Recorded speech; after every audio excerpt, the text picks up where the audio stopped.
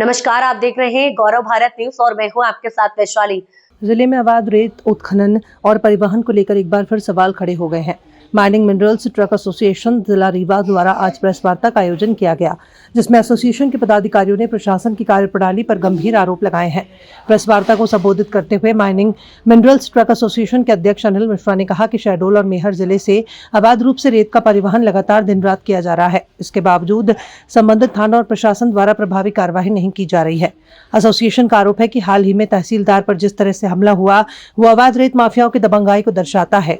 यदि प्रशासन समय रहते सख्त कदम उठाता तो ऐसी घटनाएं रोकी जा सकती थी।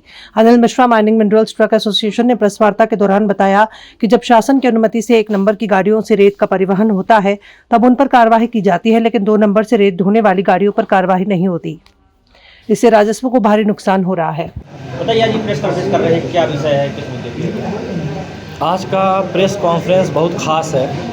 अभी 2-3 दिन पहले तहसीलदार साहब के ऊपर जो अटैक हुआ, जब वो गाड़ी पकड़ने के लिए गए तो उनके ऊपर जो अटैक हुआ, उस मुद्दे पे हमारा संगठन आज प्रेस कॉन्फ्रेंस कर रहा है। तहसीलदार साहब ने जितनी हिम्मत दिखा के और गाड़ी के ऊपर कार्रवाई करने गए, तो आप लोगों ने वीडियो भी आया है, आप लोगों ने वीडियो भी देखा होगा और हम आपको वीडियो भी दे देंगे। तो उस वीडियो में ऐसा समझ में आ रहा था कि शायद जो 2 नंबर के रेत चला रहे हैं वो ज़्यादा मजबूत है शासन प्रशासन से। इससे ये तो एकदम स्पष्ट हो रहा है कि जो 2 नंबर का अवैध काम कर रहे हैं, बुढ़वा सतनी और आपके घुघुटा और वो कुबरी में, तो ये सब ज़्यादा ताकतवर हैं शासन प्रशासन से। तो आज जो प्रेस कॉन्फ्रेंस है, आप लोगों के सामने हम कुछ बहुत महत्वपूर्ण मुद्दे हैं उस पर चर्चा करेंगे और अपनी बात रखेंगे। तो तहसीलदार साहब ने जितना हौसला दिखा के काम किया, उसके हिसाब से आज तक 2-3 दिन हो गया, वहाँ जहाँ से अवैध रेत निकलता है वहाँ छावनी पड़ जानी चाहिए, लेकिन एक भी शासन प्रशासन का आदमी अभी तक वहाँ नहीं गया और दिन दुगनी रात चौगुनी और ज़्यादा 2 नंबर की रेत निकल रही है। उनके हौसले इतने बुलंद हो गए हैं कि एक तहसीलदार को हमने मतलब दौड़ा लिया और बालू आगे बालू खाली कर दी और हमारे ऊपर कोई कार्रवाई नहीं हुई। तो शासन प्रशासन अगर कुछ नहीं कर पा रहा है तो इसमें जो भी सरकारी कर्मचारी ईमानदारी से काम करना चाहते हैं वो कैसे काम कर पाएंगे? जब उनको शासन प्रशासन से मदद ही नहीं मिलेगी और उनको बल ही नहीं मिलेगा तो वह कैसे काम कर पाएंगे? आज की डेट तक अगर वहाँ जहाँ से रेत निकल रही है, बुढ़वा सतनी, घुघुटा और आपके ये क्या नाम देवलोन थाने से जहाँ से भी अवैध रेत निकल रही है, देवलोन थाने में एक भी गाड़ी अभी तक नहीं खड़ी कराई गई और वहाँ से रात भर इतनी हाईवा निकलते हैं लोड करके और ट्रैक्टर निकलते हैं, तो एक भी गाड़ी नहीं खड़ी कराई गई। और आपका इसमें आज जो 2 ज़िले हैं जो प्रमुख ज़िले हैं, एक शहडोल ज़िला है और एक आपके मैहर ज़िला है। मैहर ज़िला से 2 नंबर की कुबरी की बालू रामनगर होते हुए पूरे सतना में जाती है, पूरे क्षेत्र में जा रही है।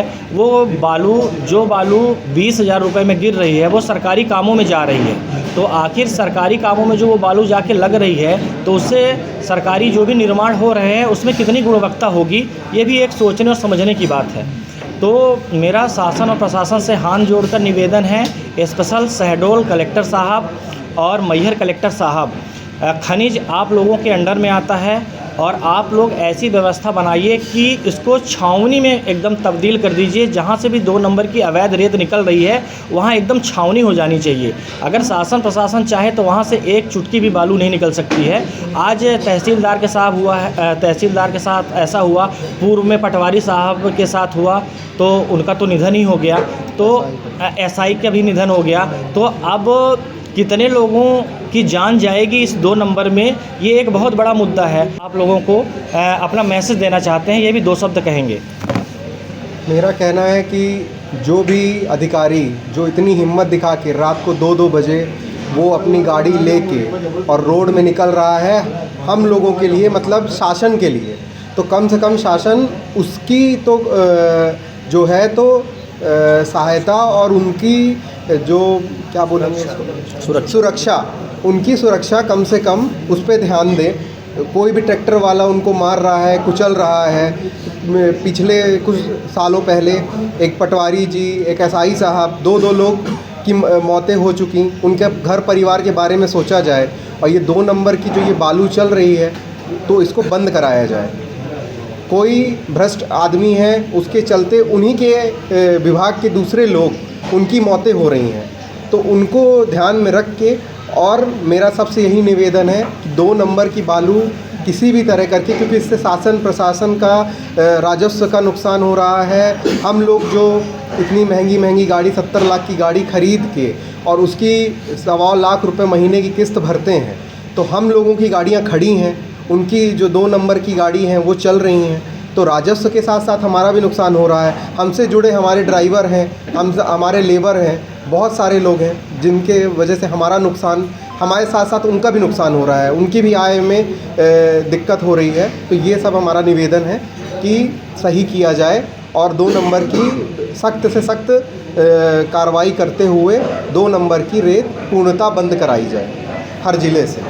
और मैहर ज़िले की सीमा से, कुबरी से आज भी मतलब शहडोल में हम लोग इतने दिन से जो बातें कर रहे हैं, तो कुबरी से आज भी रेत उसी प्रकार निकल रही है, उसमें ज़रा सा भी कोई भी कमी नहीं आई है। शाम को 5 बजे से लेके सुबह 5 बजे तक कंटिन्यू गाड़ियां निकलती हैं, आप लोग कोई भी जाके देख सकते हैं वहाँ। तो मेरा निवेदन यही है कि आप लोग, और आप लोगों का बहुत बहुत धन्यवाद। आप लोगों ने